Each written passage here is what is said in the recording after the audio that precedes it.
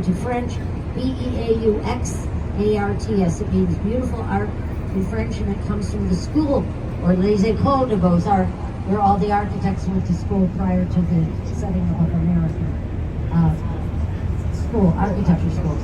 The bridge should remind you of Paris, because at the time they were trying to say that this was Paris on the prairie. Now the building that's coming up right under the bridge on the left-hand side is the building that Gum built. That's the Wrigley building. Mr. Wrigley came to Chicago in the 1880s to sell soap. He was terrible at it. He put a piece of gum on each box. Guess what? They sold like hotcakes. He was smart enough to know it was the gum, not the candy, not the soap stuff. Here is the building, Graham Anderson, Folkestone White, 1921. But I'm going to ask you to turn your attention to the left-hand side, which is where we have a building that's curved. That's the London Guarantee Building, built in 1923. It is an Alfred Alschuler design, and it's the first of many buildings that I'm going to show you that are now what are called adaptively reused. And that building is no longer an insurance company office building, it's a hotel. It's called the London House.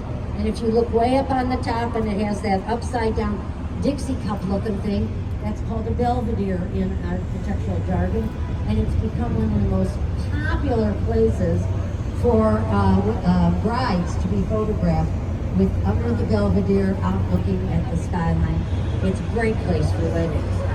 If you bring your eyes down from that building, you'll see a lot of people walking up and back and a lot of artwork and all that stuff. That is the Chicago River Walk. It's a connection between Lake Michigan and a mile and a quarter down to the what we call the confluence of the river, where the river splits. It is a linear park. It's designed for a number of things. One is economic development for the city, but another is for recreational facility for the people who live in this area. And I'm sure you can see what they do here. There are lots of places to eat and drink and sit and watch. The next building, which is coming out from under the bridge on the left-hand side, is the Jewelers Building. It's got a big dome section in the middle and four smaller sections. I think you can only see two of them on the sides. It's called the Jewelers Building because the developer wanted jewelers to move into it. But they didn't. In 1930, we sold to the Pure Oil Company. It's an office building.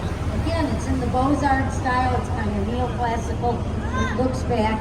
And up at the top, which today is not occupied, there used to be a speakeasy, and that was the one place that they said that Al Capone may have drunk. That's as much as you're going to hear about Al Capone. All right, we're going under another bridge, and Captain Diamond mentioned bridges. Bridges are very important here. We have more movable bridges on the Chicago River than any other city in the world, and the river walk is unique in that you can walk under the bridges rather than having to walk up and over.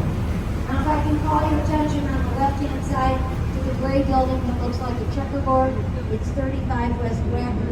This is the Leo Burnett building. It was designed by Kevin Roche and John Dinkeloo. And why would you care about Leo Burnett? That's an advertising agency. We have a number of them in the city. But this one, it really has impacted you, I think. I don't think anybody doesn't know about the Jolly Green Giant, or Tony the Tiger, or the Marlboro Man, or today that Mayhem guy for Allstate. We're going under another bridge, and you notice it has a bridge house on the left-hand side.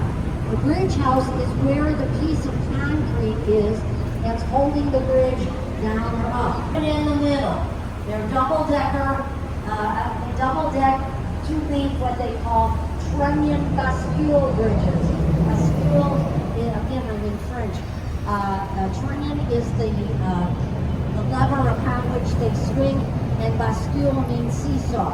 So concrete and bridge are seesaws, up and down. All right, more in the Riverwalk, but look straight up at that building with all the blue glass and the white trim. If you look way up at the top, it's got a triangular pediment. That's the top. It's very neoclassical. It's an office building designed by the Spanish architect Roberto Bofill. So we're going under another bridge, and I should say the bridges do not open anymore, except for 6 weeks in the spring and 6 weeks in the fall. In the spring they let the sailboats out. We just had the last one on Saturday. But at the time when the river was a freight highway, they went up and down 100 times a day. This is the theater, and you can tell people just sit and look at stuff. And here's a building with the American flag on it, go all the way up to the top. The vertical lines are not interrupted, the horizontal lines are darkened. That's called the Art Deco style, and your eyes should go whoosh all the way up to the top. That was designed by Halliburton Root in 1930.